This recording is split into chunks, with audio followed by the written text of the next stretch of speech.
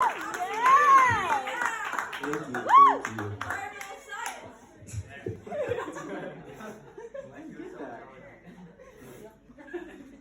Alright.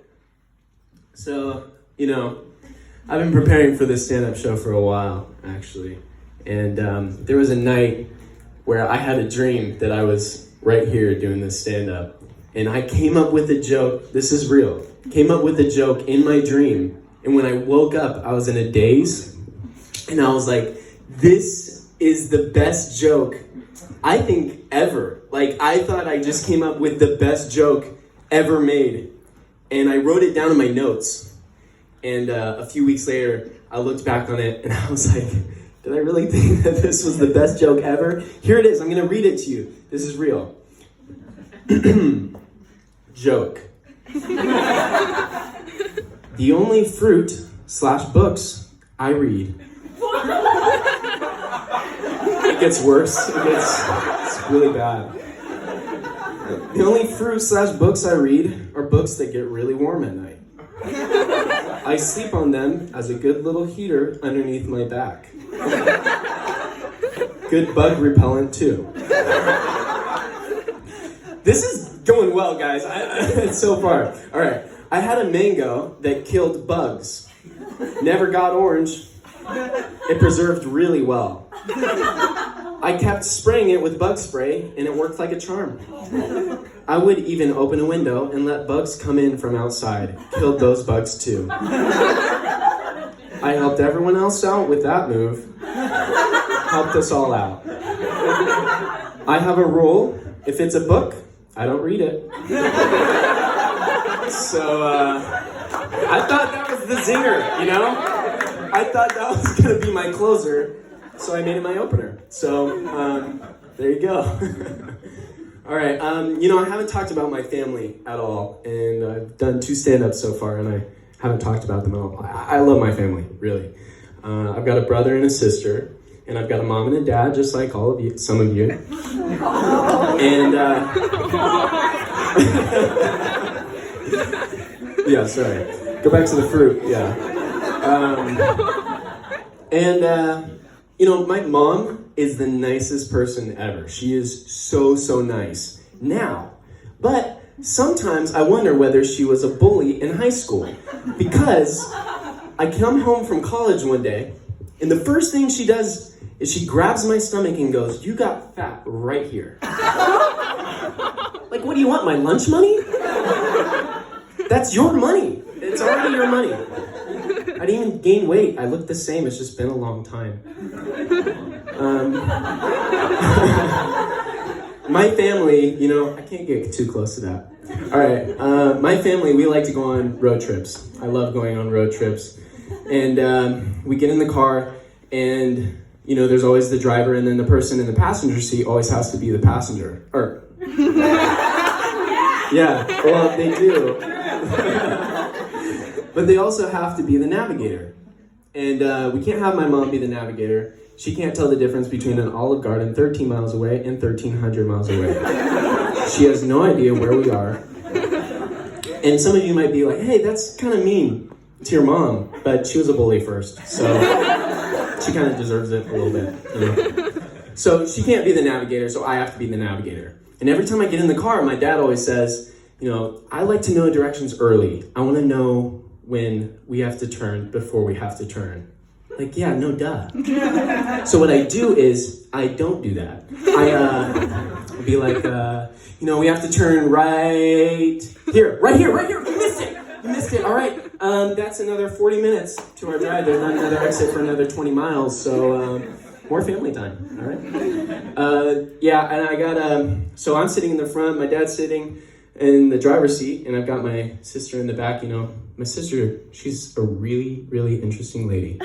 She's 27 years old, and she likes to make the past disappear. I don't know why, but she does it. It just goes away. I'll give you an example. My sister, when she was little, used to be a redhead. She dyed her hair. Now she's blonde. And you know who knows that? Only me, because there's no proof online, no pictures, and there's no pictures at home. It's just in my memory. And she tries to get that out of my head too. And another example is I was in the car and Screamo music turned on the radio. And I was like, hey, didn't you used to listen to that? And she turned it off and went, we don't talk about that. And then the rest of the car ride was in silence, and it was a 2-hour car ride. So I'm afraid of her. She's a scary person. During car rides and stuff, though, you got to make things interesting. And sometimes there are trucks that are in front of you, and they have the little sticker that says, how's my driving? And it says, call this number. So I called the number. And I just sometimes like to be like, the way you hit that left turn. Oh, that was so good. So freaking nice. Make them feel really good about their driving. I like to, travel like that, but I also have to travel by plane sometimes to get to college. I'm from Southern California, so I gotta go by plane, and my parents are always like, be safe on the plane. It's like, okay, well, when it starts going down, I'll just fix it. I'll go out onto the wing and do a little fix-up, One time I had to be on the plane, and I was basic economy class, and then the lady at the front upgraded me to first class, and I was stoked, guys. I've never been in first class in my whole life. I go in first, I sit down, they give me a drink, they give me a cookie. I'm sitting down in the most comfortable seat I've ever sat in. And then I have to watch all these basic economy simpletons walk by. And as they're walking by, I look at them, judging them for being poor. And I see one of them, and using subtle context clues, I realize that one of them is in the military. He's wearing full military getup. So that's what I use to figure out he was in the military. And as he's walking by, I think to myself, that is a great guy. Right there, That's a good guy. He's nice. He's done a lot for this country, and he must be a really great guy. What is one nice thing that I can do for him? I sit there, seriously, most comfortable seat ever. Sitting there, I'm like, wow, I could just do one little small act to repay him for what he's done for the country. And then I think of it, and I stand up and I give him the cookie that they gave me 5 minutes prior, even though I really wanted that cookie. He probably ended up with 2 cookies in the end, and so he really liked that, and I'm a really good guy. Yeah, and I really try to be a good guy. I try to be a good guy now because I think I want to be a dad someday, and I want to be a good dad. And thanks. I want to be a good dad, but I think it's going to be hard, I'm a little afraid. I think the hardest part is going to be disciplining your kid. When you discipline a kid, he gets all sad, and that's really sad. And I can't really deal with that. And then how do you measure how big the punishment should be for the crime? When they do something bad. And you're inevitably going to mess up, but you can't let your kid know that. You're going to know, but you got to act like everything's fine. So, your kid's going to be like, Dad, don't hit me. I didn't even do anything. And then you just got to be like, yeah, but you were thinking about it. Nah, I'm not going to hit my kids. Unless, no, I'm just kidding. Or am I? No. I'm not going to hit my kids. They just have to do everything I say. All the time. Kidding. I once went to my house, I go to my house sometimes. I was watching TV, and I'm watching this commercial of this kid, and he's sick, and he goes, $1 a day can save a kid just like me. And guys, it was so sad, guys. It was probably the saddest thing I've ever seen. Not sad enough that I pay $1 a day, because I'm really busy right now. I don't have a lot of money. But it did have me, come up with this idea. It's a really great idea. Stay with me. I call it the depression purge. Basically, you fit all sad things in a 2-week period, and then you can't be sad any other time throughout the year, And then, if you make it through those 2 weeks, you get a token, And then you can spend that token at Chuck E. Cheese and play as many games as you want. How great does that sound? And I was thinking, we could just make it a random day. Just the most random day I could think of. The third Thursday of every November. That's super random. Nothing's happening on that day. We'll just have the Depression Purge happen right at that time period, 2-week period. Let's see.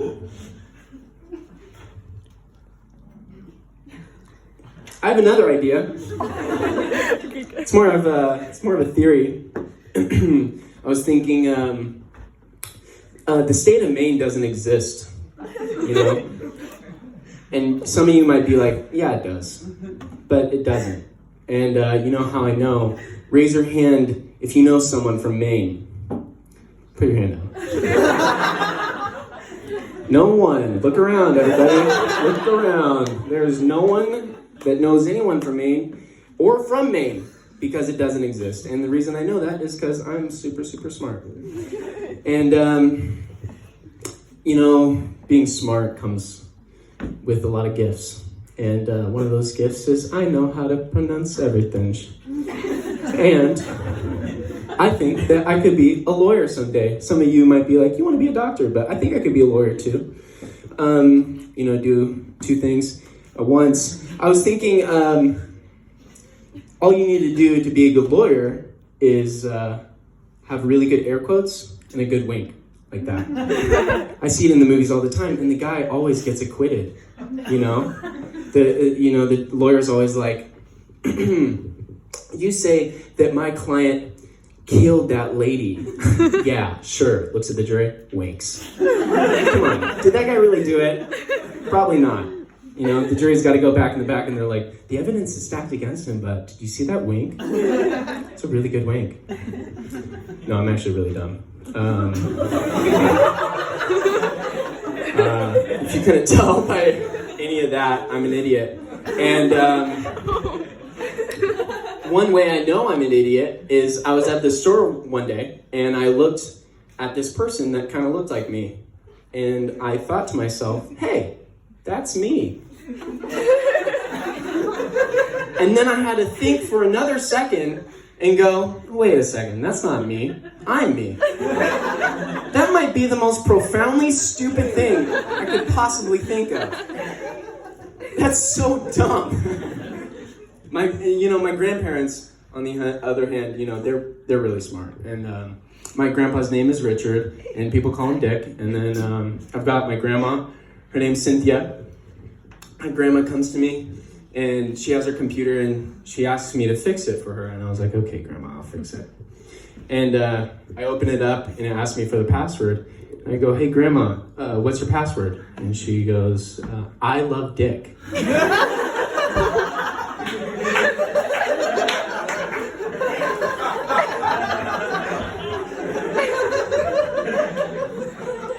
I typed it incorrectly because I couldn't believe my ears.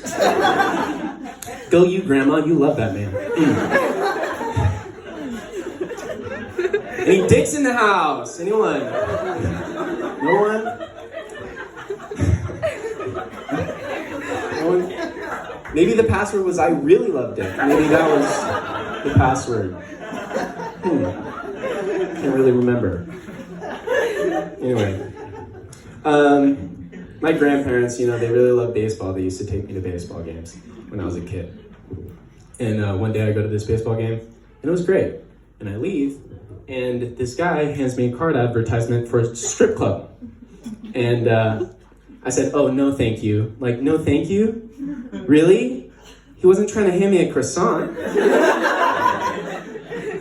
And I was a kid, mind you. You know how it was being a kid. When you were a kid and you used to smash gravestones with a hammer?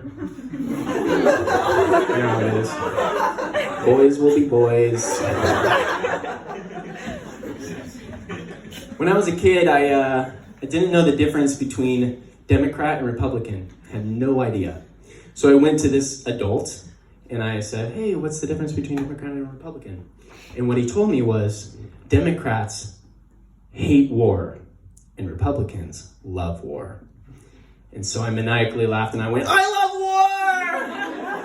I'm a Republican! I was an evil child, I think. Now that I think about it. Anyway, some kids, they have to grow up. And that's where I am today.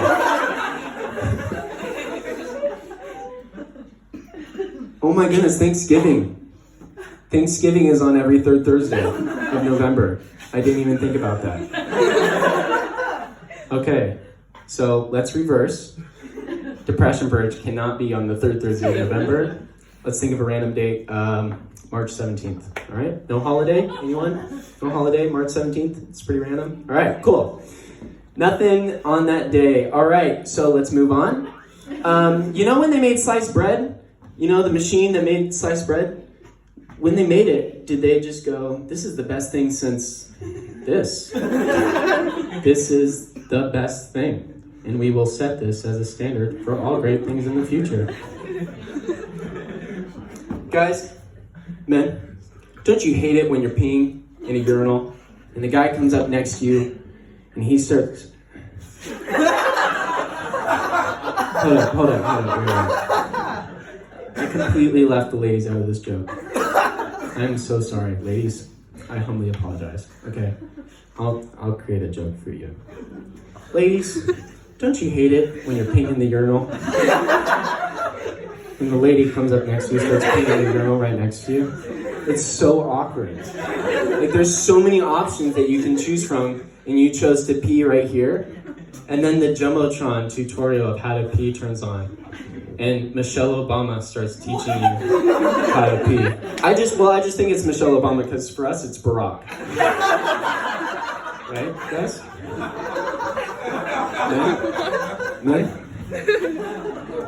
Now, as I finish that joke, you're kind of thinking like, what? There's no Jumbotron. But there's still like 2% of you still in the back of your mind saying, is there really a Jumbotron tutorial? Are the Obamas giving us tutorials? Yeah, I don't know, maybe. Oh, well, I know for sure that there's no Jumbotron in the girls' restroom.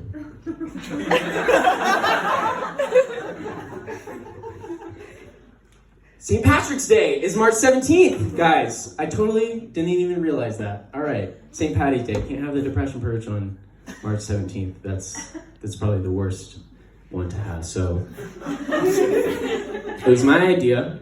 I'm sorry. So let's just do it on my birthday, okay? My birthday's 9/11. So mark your calendars.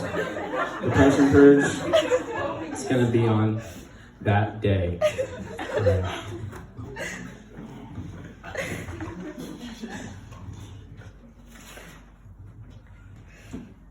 All right, guys. It's about to get serious. I have a story, and this story I've saved since my freshman year. I couldn't say it because I felt unsafe saying it, but I'm a senior now, so I can say it. Okay. So here we go.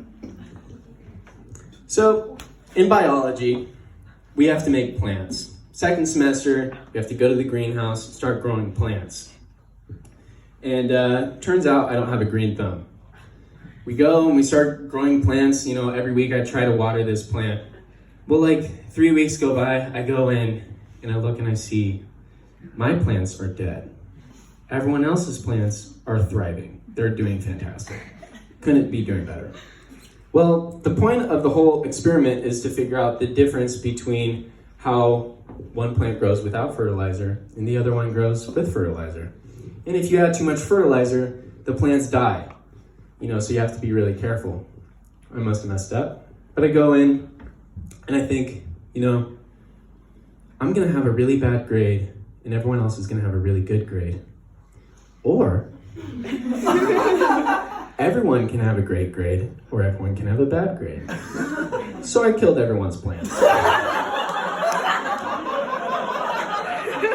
I poured so much fertilizer on everyone's plants. Just killed them. Killed them all. So sorry. I am actually not sorry. I feel good. We all got a good grade. So, yeah, I'm so sorry about that. get away with some stuff like that sometimes. Yeah. I had to buy a bunch of soda at Costco.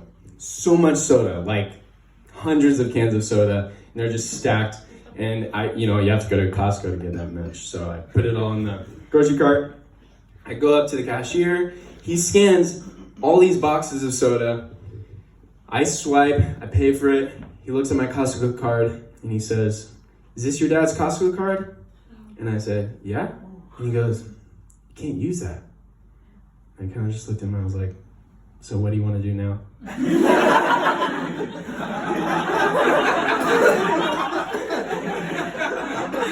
We kind of just looked at each other in the eyes like a long while. And I just slowly grabbed the Costco card from his hand and walked out the store.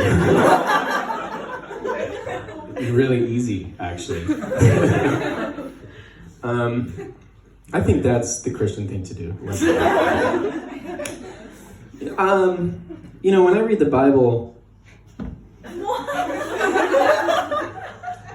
stay with me. I like to take parts out of it that make me uncomfortable.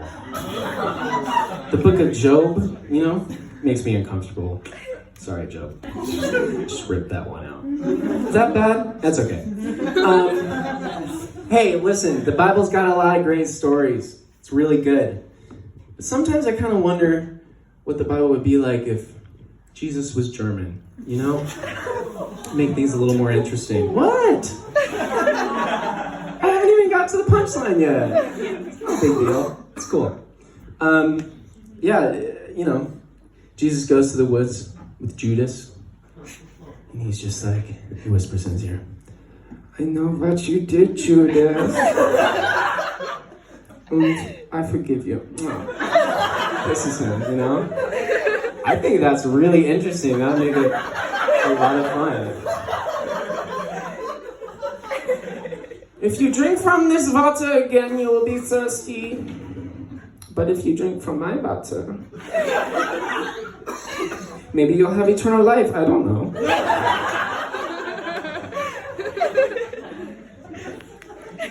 "God, why have you forsaken me? That is so uncool." German Jesus, pretty interesting. Well, guys, this is it. This is the end of my show. But I have one thing to say to you. I just really want to reiterate. I've never walked into a woman's restroom